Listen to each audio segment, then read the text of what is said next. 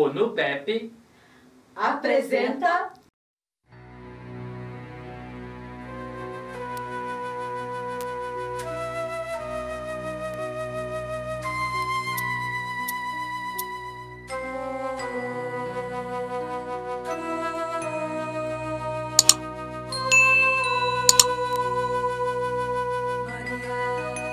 Olá, queridos amigos, eu estou aqui hoje só de passagem para apresentar um novo programa que responde a uma pergunta que muitas pessoas têm feito para mim. O NUPEP é religião? E eu respondo, não, não é. É o núcleo de pesquisas psíquicas.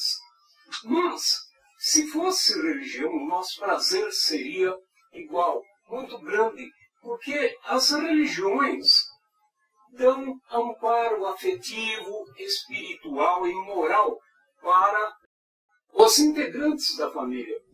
No NUPEP, nos empenhamos em compreender de modo científico e filosófico as relações mantidas na realidade psíquica das pessoas. Vejam, eu fui advogado de esquerda, ateu e materialista, até que, sem procurar e de modo involuntário, experimentei fenômenos premonitórios. Eu não mudei, mas quis explicações para eles e fui buscá-los na ciência da parapsicologia. Ainda buscava, quando em 1984 o vulto da minha mãe falecida me apareceu e me deu um beijo úmido de amor com uma mensagem de esperança. Daí, eu que sempre fui abstêmio de álcool, de drogas e bem equilibrado mentalmente, experimentei mais fenômenos que me mostraram, sem a menor sombra de dúvida, que com a morte do corpo as pessoas continuam existindo em plano diferente desse nosso material.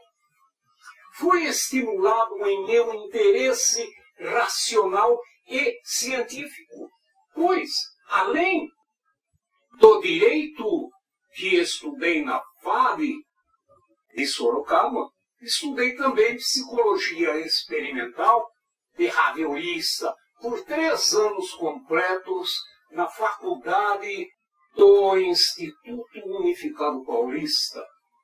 Mais tarde, me tornei licenciado em filosofia pela Uniso e pós-graduado em psicopedagogia pela Unigrão.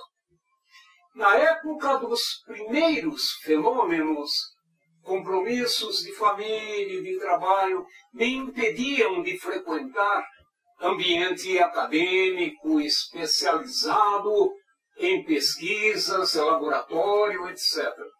O estudo da parapsicologia apenas aguçou meu interesse de compreender os fenômenos vulgarmente conhecidos e chamados de extrasensoriais ou espirituais.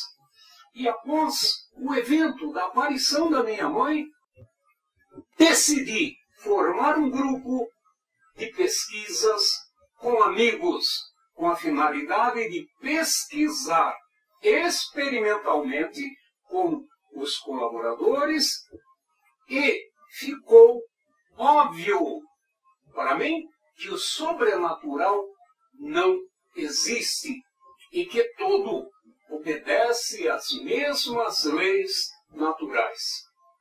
Com abordagem científica, então, observei experimentos direcionados desde 1984. E o resultado foi a criação da psicologia racional, um sistema teórico que serve de guia para a compreensão dos princípios e leis que regem os espíritos humanos. Então, o novo programa não é para dar testemunho, mas para mostrar que a mediunidade é parte das inumeráveis potências naturais dos humanos e que uns aprimoram, como outros desenvolvem o canto, o atletismo, a poesia, o intelecto, a pintura, a escultura, a política, etc. Tanto que o médium se apresenta em todas as religiões, em todos os povos, do passado e do presente, com maior frequência nas culturas que incentivam as relações com antepassados, musas, oráculos, divindades, anjos, santos e outros espíritos com nomes diferentes. Espero que gostem do programa Mensagens do Amor Distante. Fiquem com o primeiro.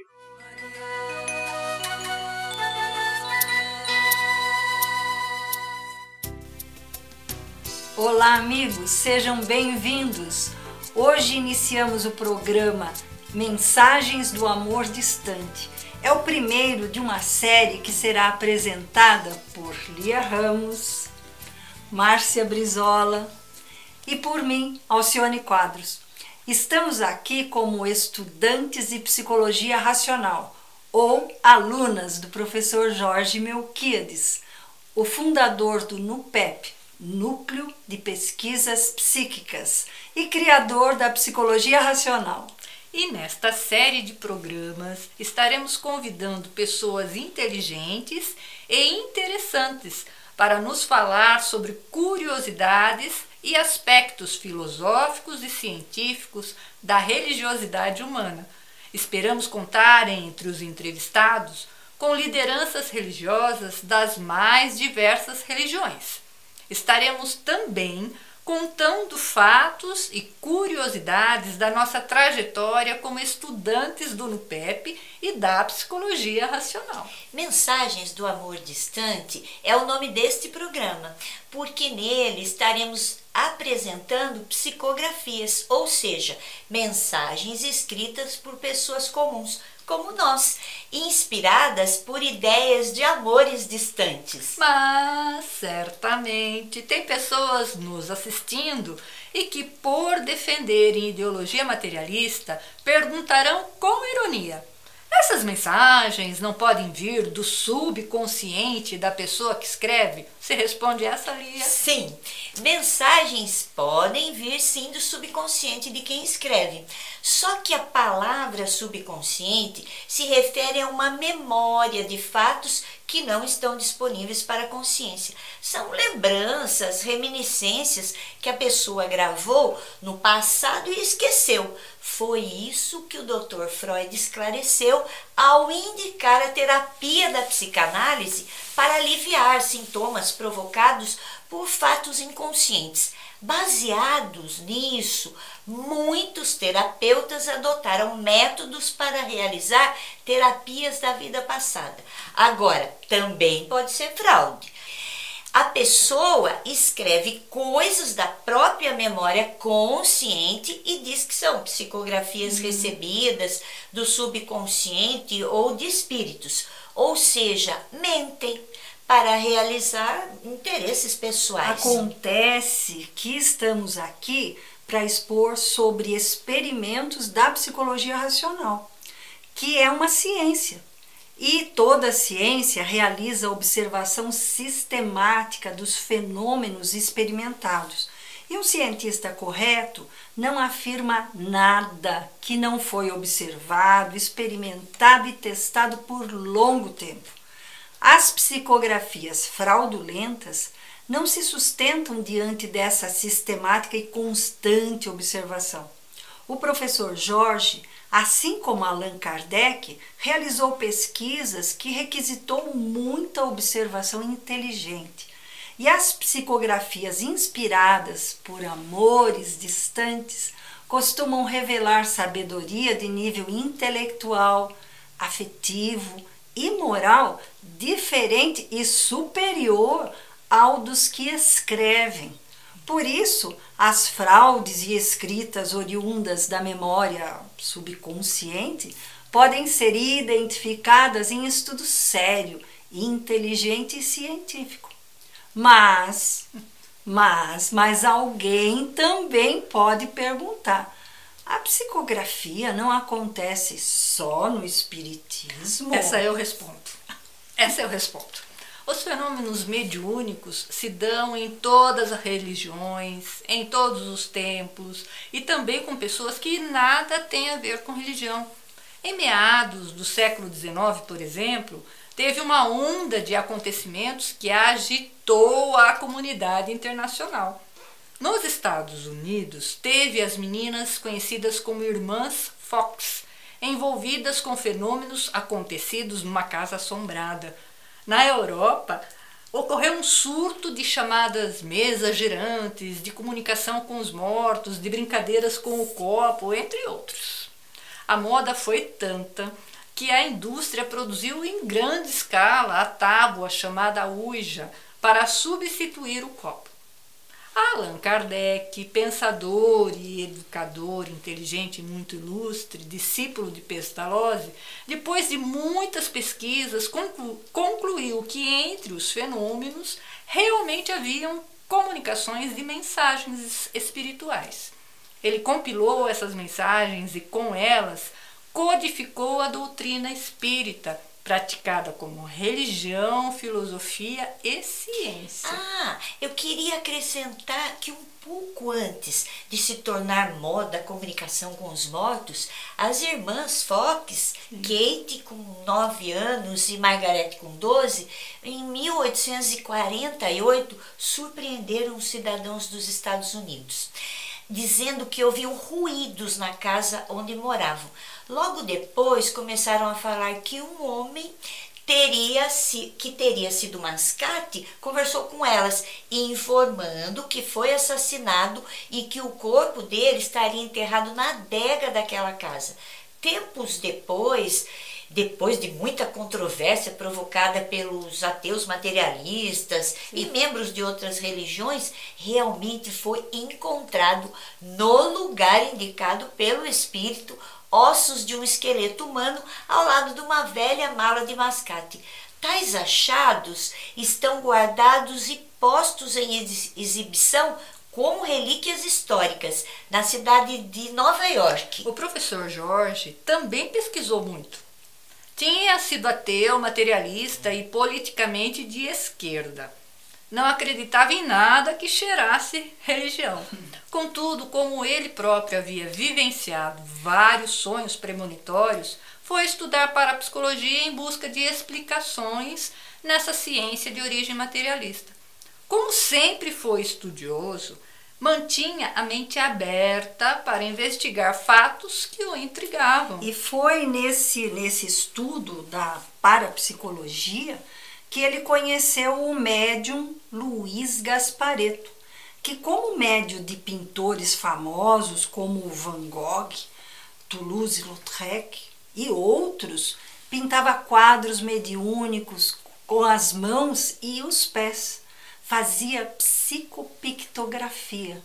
O professor Jorge, em dado momento, percebeu que com uma das mãos ele desenhava traços delicados ao reproduzir um olho, e com a outra fazia movimentos bruscos e assimétricos, pintando linhas de fundo.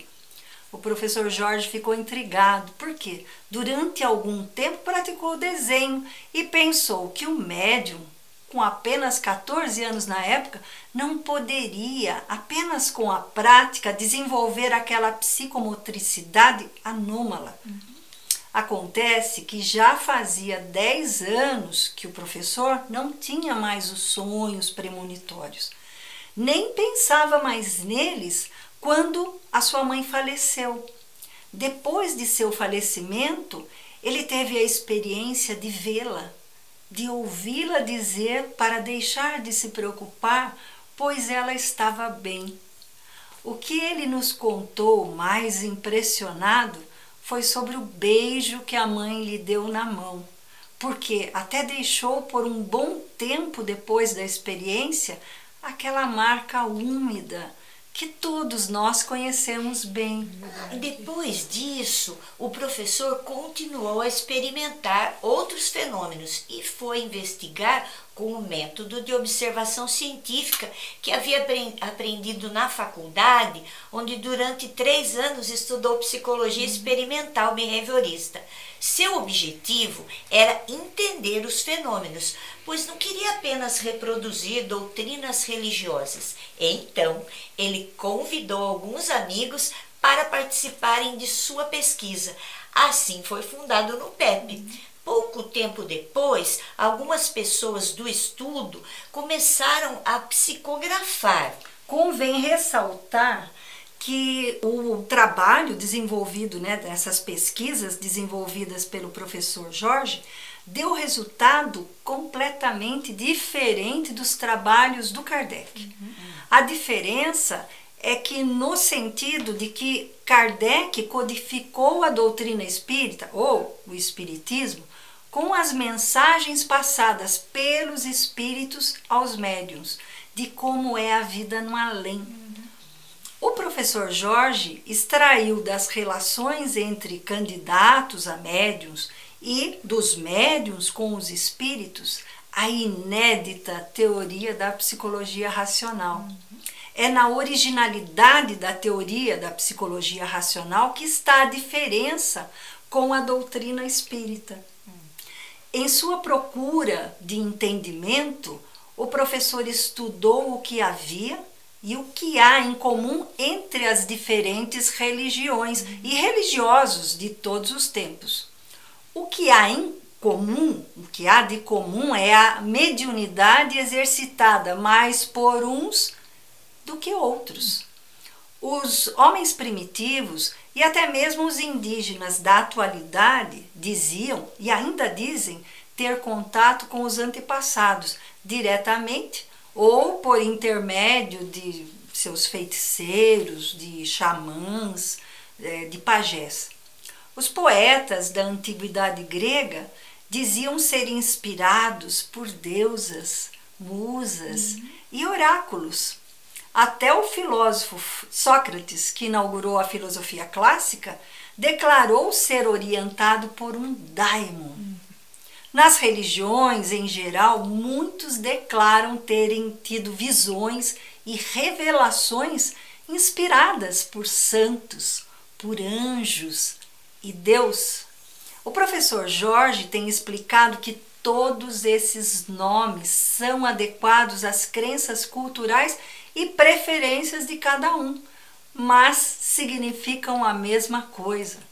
Os amores distantes que guiam os homens para a evolução moral, mental e espiritual. Pois é. Apesar das diferenças aparentes, a psicologia racional tem tudo a ver com cientistas, filósofos e religiosos do espiritismo, da religião católica, das religiões protestantes, afros, com todas as religiões, enfim. E prosseguindo, hoje vamos falar de algumas experiências que tivemos enquanto estudantes de psicologia racional no contexto das psicografias. Começaremos com uma psicografia da Lia, que sem nunca ter estudado música, psicografou mais de 30 delas recebidas de amores distantes. Vamos ouvir as Marias com letra e música psicografada por ela.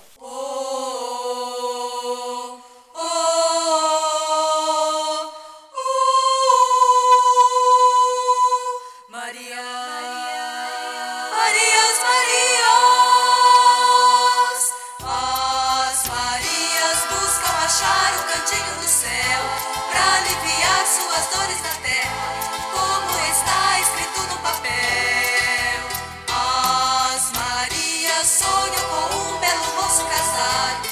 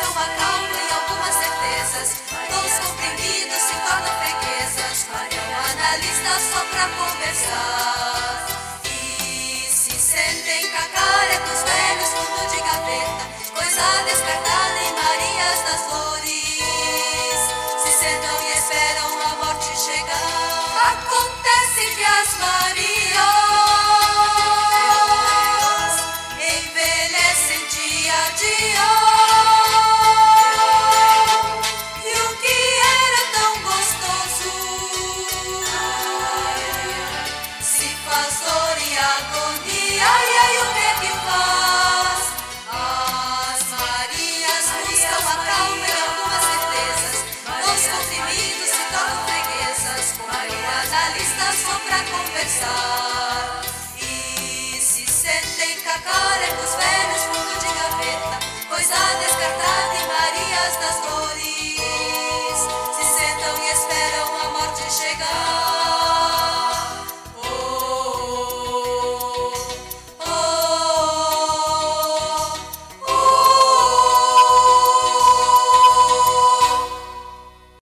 oh. Lia, conta pra gente um pouco da sua mediunidade e como foi a experiência de psicografar a música.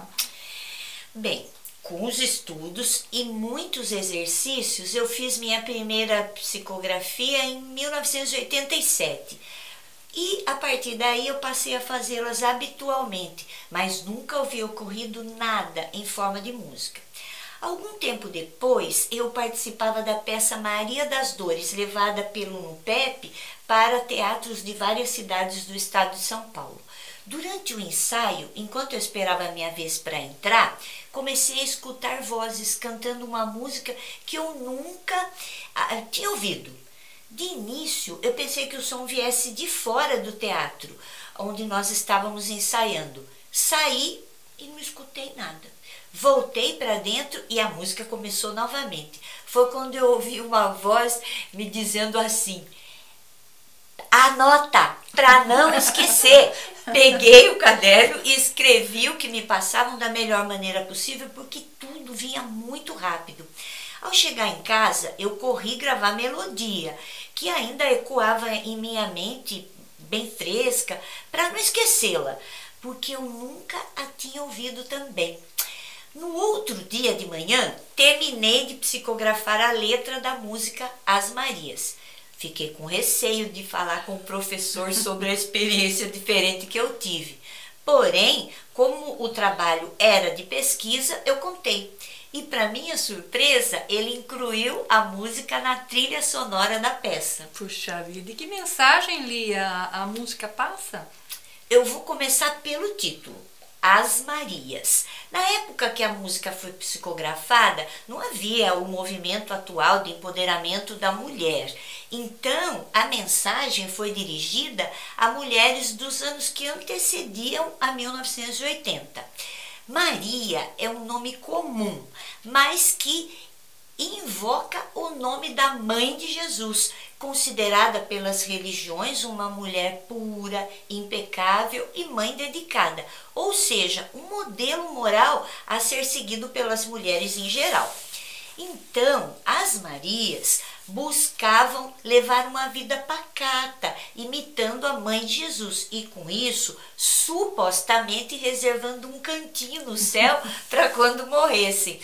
Como está escrito no papel, essa menção é sobre a criação do mundo.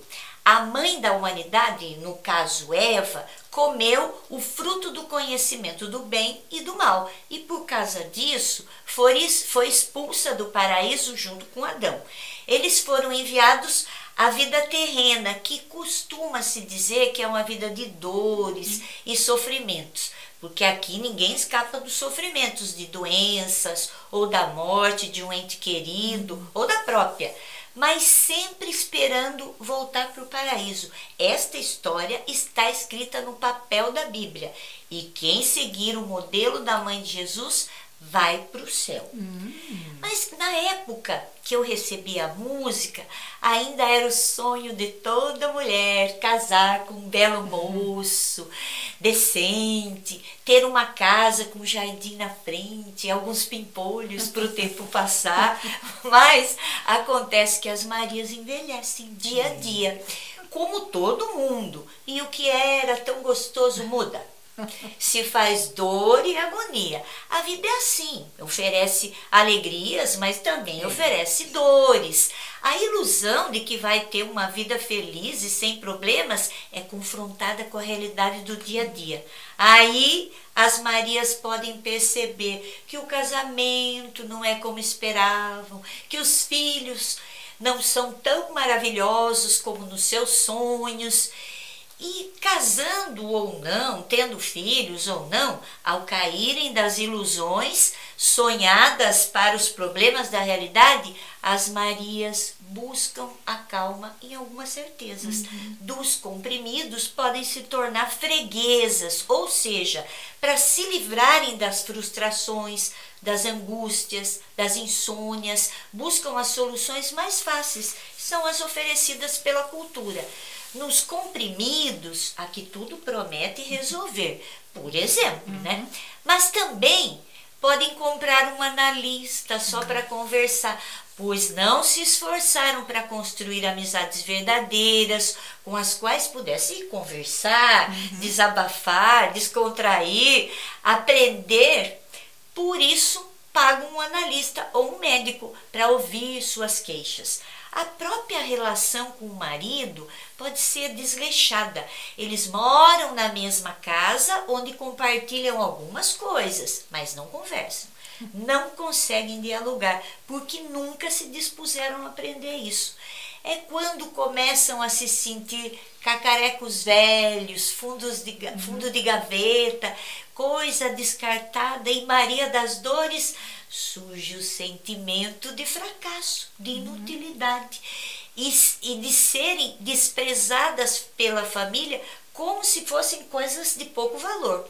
Os filhos crescem, incentivados pela cultura a saírem de casa, vão embora para buscar o sucesso bem longe dos pais. A relação afetiva com os membros da família não preza pelo amor e amizade verdadeira, como resultado de uma vida dedicada às convenções culturais e não ao desenvolvimento das potências espirituais, vem a sensação de derrota. Hoje em dia, as pessoas buscam coisa diferente, continuando na mesma situação, porque seguem a cultura, visando interesses ideológicos que incentivam a separação dos pais e do casal para buscarem a felicidade nas ilusões, transas sem compromissos e nas drogas e conquistas. Depois dos fracassos, é só sentar e esperar a morte chegar. Enquanto assistem as novelas, os programas de TV, e até aí podem pensar como seria a vida se tivesse casado com aquele antigo namorado. Nem nos sonhos não fazem nada para mudar a vida tacanha que lhe foi imposta. Em nenhum momento pensam que tudo poderia mudar se, em vez de passarem o tempo na vida indo a baladas e barzinhos, usassem o raciocínio lógico para criarem oportunidades reais de se sentirem úteis e amadas. Puxa vida. Agora, fale você, Márcia. Conta aí para a gente sobre as suas psicografias. Pois é, foi muito emocionante e inesperado, porque eu nunca fui adepta a nenhuma religião, apesar de ter sido batizada e ter feito a primeira comunhão na Igreja Católica quando criança. O trabalho mediúnico foi começando devagarinho, primeiro com as reuniões do copo, que inicialmente me assustaram muito, pois existia o estigma de que falar com espíritos era coisa do demônio, era pecado e coisas do gênero, né? Mas, vencida essa etapa, de 1985 e 1986, eu comecei a fazer psicografia antes de dormir, geralmente de madrugada. E certa vez, ao me concentrar para escrever, começaram a vir rimas. Contente e inteligente, luz que conduz, aprendiz que condiz, folia, histeria, euforia. Eu fiquei incomodada e pensei, não estou conseguindo me concentrar. Nunca havia me interessado por poesia, não conhecia nenhuma técnica, nada. Mas as palavras com rimas continuaram surgindo na mente, então eu decidi escrever para não impedir a comunicação. E que surpresa boa, gente!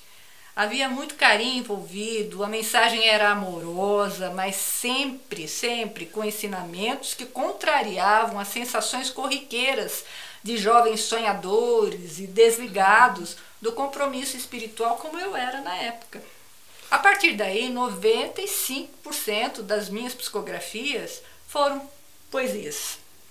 Tanto que já existem 2 livros só de poesias psicografadas, 3 se for contar com um livreto de 1989. E qual psicografia você vai trazer para a gente? Vamos lá. tum, tum, tum, tum, tum, tum, como uma bateria que em sua euforia agita uma população.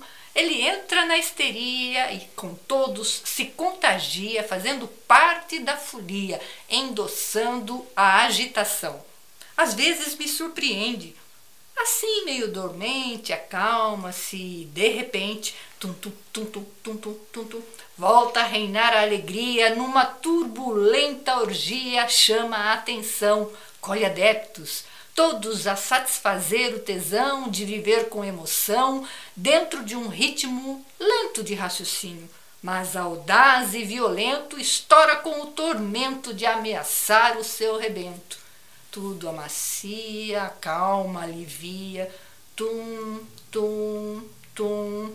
Que atrevimento! Onde se viu tanta ousadia de tentar romper minha alegria, de viver em folia? Pensar no arsenal de poesias e bacanal, de virar marginal, na doce magia de raiar um novo dia, espreguiçar-se. Bom dia, que lindo dia! Vem a calmaria. Tum, tum, tum, tum. Não seja insistente, não sou conivente com essas ideias tolas. Serei sempre combatente e enquanto estiver ausente não admitirei intromissão, pois quero viver a vida numa cadeira cativa, espantar a solidão, num sol expoente, brilhando, latente, imponente, rio contente.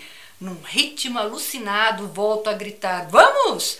A ordem é viver, eu não quero morrer sem aproveitar os sabores, os prazeres. Volto a amenizar. Tum, tum. Não, você não compreende, isso não se vende conquista por merecimento. Neste momento, sinto um aceleramento. Não, aquietou, dormiu. Psiu. Não, bate coração, bate. Bate, pelo amor de Deus! Tum, tum, tum. Uau! Que mensagem a sua poesia passa pra gente. Tum, tum, tum, tum, tum, tum, como uma bateria que em sua euforia agita uma população, ele entra na histeria, com todos se contagia, fazendo parte da folia, endossando a agitação. Aqui a mensagem coloca que quando estamos aqui na Terra, como estamos aqui na Terra, nesta dimensão, nos apegamos ao que a cultura exige de nós. E uma dessas exigências é de que a gente seja feliz. Embora o conceito felicidade não seja bem esclarecido. Não se sabe se é alegria momentânea, se é desfrute de um amor ou se é uma vida de paz. Então a mensagem diz respeito à interação sintônica, vibratória com a cultura que convida para a alegria artificial e não para a alegria natural, espontânea, do bem-estar pessoal, de uma vida tranquila, amorosa e realmente feliz. O apelo é para participar de baladas, carnavais, festas, torcidas organizadas, que envolve esse clamor em que o coração se agita tum, tum, tum, tum, tum, tum, tum, tum, na euforia daquilo que as aparências oferecem. Pode-se dizer que é a manipulação do ruído da multidão dos sons, dos gestos em sintonia, fazendo com que o coração palpite com entusiasmo. Às vezes me surpreende, assim meio dormente, acalma-se, de repente, tum, tum, tum, tum, tum, tum. Alguma coisa aqui acontece e por que será que existe essa variação? Volta a reinar a alegria numa turbulenta orgia, chama a atenção. Como chama a atenção? Uma outra festa, parece um show de um artista famoso, Coldplay, BTS, por exemplo, Rock in Rio, Lollapalooza. O comando é para curtir o entusiasmo dentro da massa. A excitação coletiva acolhe adeptos e, em termos de sintonia vibratória, somos exemplos para filhos, amigos. Então, fazemos adeptos de quê? do desperdício dos talentos espirituais, de saúde, da boa vida que nos foi dado. Todos a satisfazer o tesão de viver com emoção dentro de um ritmo lento de raciocínio. Então, de viver com tesão, o tesão da alegria banal, supérflua, efêmera. Hoje o apelo é da sexualidade e não do amor. É o apelo para que esse prazer, muitas vezes, que nem é prazer, mas as pessoas não percebem que o amor poderia trazer alegria verdadeira e não apenas o tesão fisiológico e passageiro. Não se questionam o porquê da vida e não há reflexão sobre o que buscar de valioso que a vida pode oferecer. Mas audaz e violento estoura com o tormento de ameaçar o seu rebento. Aqui, como seres em aprendizagem, nesta existência devemos perceber que tudo o que fazemos tem consequências e que devemos aprender com elas. Contudo, sem reflexão, dificilmente aprenderemos isso. Segundo Isaac Newton, na física, a cada ação há uma reação, para cada movimento de um corpo há um atrito que a reação corresponde. E se for dado um soco na parede, por exemplo, a mão vai se ressentir desse ato. Sendo assim, a vida irrefletida também gera consequências que podem ser percebidas de imediato ou não. O tormento é todo movimento que ameaça o rebento de morte. E qual rebento é o rebento que está se falando aqui? Qual? O espírito com razão, com a capacidade de raciocinar, de refletir. Esse rebento que deveria nascer e é assassinado, ou é natimorto.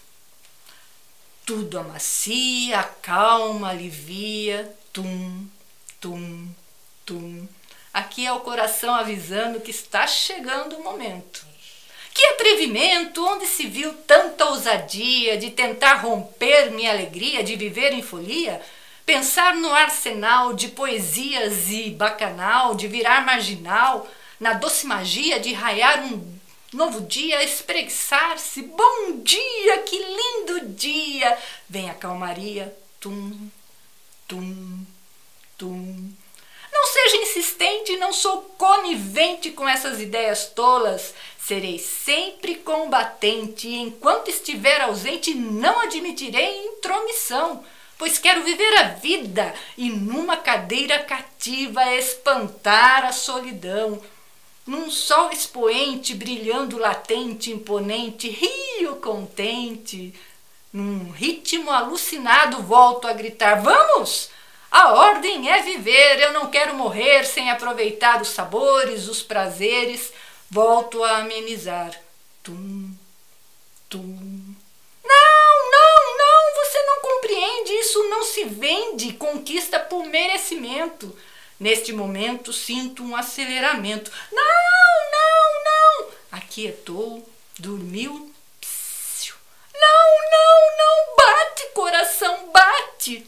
Tum, tum, tum. Bate, pelo amor de Deus, bate.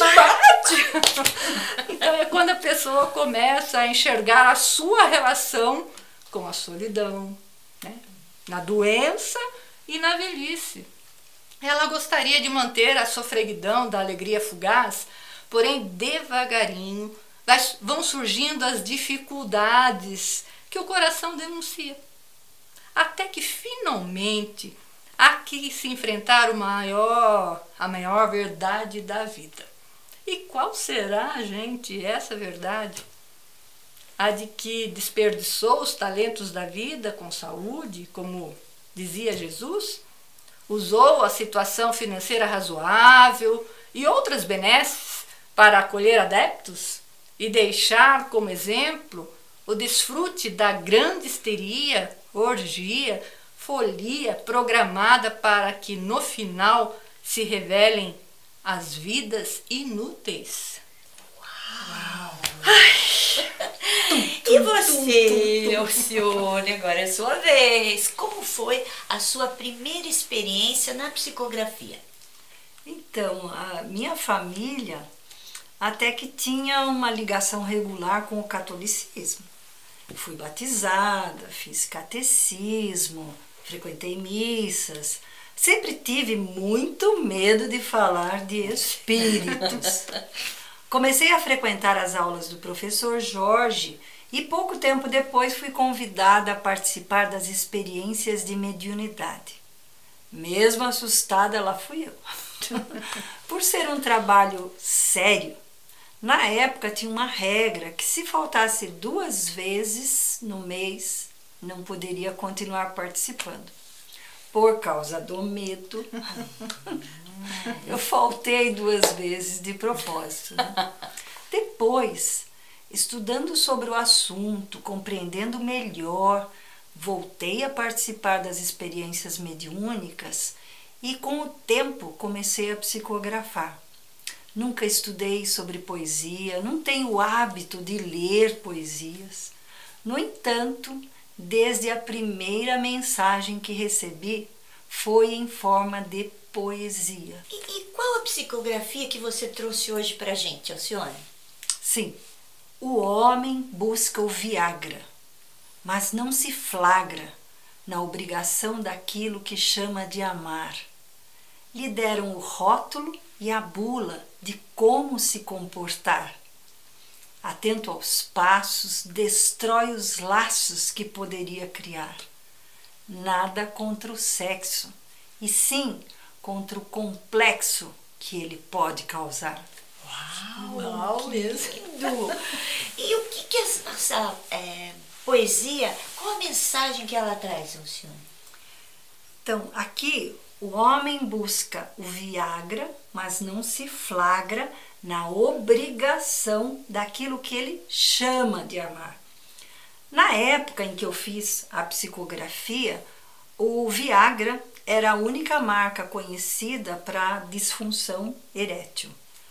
Na mensagem, ele mostra que o homem busca a droga para aumentar a sua potência sexual, porém não tem a consciência da necessidade de potencializar a capacidade espiritual de amar. Lhe deram o rótulo e a bula de como se comportar. A cultura, com todos os interesses da ideologia política e econômica, dá ao homem o caminho que ele deve seguir, como se fosse uma bula de remédio mesmo, né? Indica como fazer, como tomar as doses, sim, de quanto em quanto tempo, com todas essas instruções para serem obedecidas. Atento aos passos, destrói os laços que poderia criar. Então, obediente ao comando e seguindo passo a passo as instruções dadas ao seguir a bula, o homem destrói as possibilidades de criar laços de amor, de criar laços de amizade. Nada contra o sexo, e sim contra o complexo que ele pode causar. O comunicante aqui esclarece que não tem nada contra o sexo, de fato. O que ele denuncia são os complexos que a obediência à cultura ideológica cria nas pessoas, como o de inferioridade, por não ter tudo que é levado a invejar, a desejar, mesmo seguindo as recomendações da bula. Sim. Todos devem saber, né, quantas cobranças as pessoas ficam impedidas de atender. Não é assim? Incrível, incrível. Gente, que bate-papo sensacional.